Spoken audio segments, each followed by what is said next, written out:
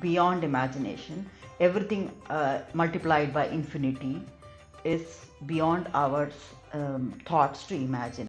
But this is a static form. I'm not going to go into all the details, because the rest of the canto, you know what happens is, no, Arjuna is not just seeing this static form, he's seeing an active form of the God himself, which means he's seeing him in action. Action means all creation, dissolution, good and bad, everything, and that itself is a little too much for him to watch. Everything is getting in one frame for him. I'm going to just make a small break here to give you a context that is easily understandable for us. Let's just imagine today morning we switch on our TV channels and look at the news. The headlines turn out, and for example, today I remember watching the update on war in Gaza and what's going on in Ukraine, Russia, all these challenges and the destruction and damage. And of course, by default, every day I also get to see something bad happening to women or children and such.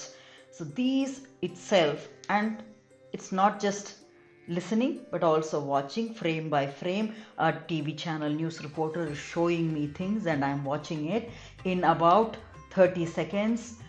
It's a little too much for me to watch. Yeah, maybe I also watch something good, the victory of chess champions in Budapest. So all these things are also consumed by my eyes, my ears, let me say. So but everything is coming to me frame by frame, even maybe in the video on my television or mobile or any other gadget. So it's all coming in my feed and I'm watching it frame by frame. And even that could be disturbing or exciting for me depending upon what type of news I am consuming. This could be relatable, I hope. And can you imagine everything happening in one frame, time bending, past, present and future, everything shown to you in one huge screen, 360-degree angle, then you get to see everything. I think as humans, it's hard for us to consume and digest. And invariably, what a human brain will do will be, out of all the videos you're seeing, you want to watch what's going to happen to yourself, your own family, your people. That will be your tendency if you are gaining access to such frames, let's say.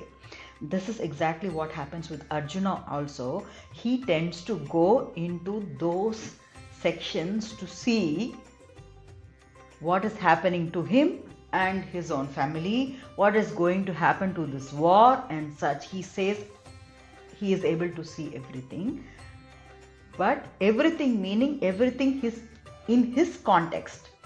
So even if God shows all of us everything, we all will not be able to see all of the things, because our focus will naturally tend to flow towards those that are very dear to us or which is very important to us. And that's exactly what happens to Arjuna also here, and he gets to see everything good and bad. And that is the most highly exciting or could be highly dangerous thing to see, because at this point in time, I'm not mentally prepared to see what's going to happen 10 years from now, let's say. And that is why the concept of time is so that we grow one day at a time and learn to handle both good and bad the way we are handling it.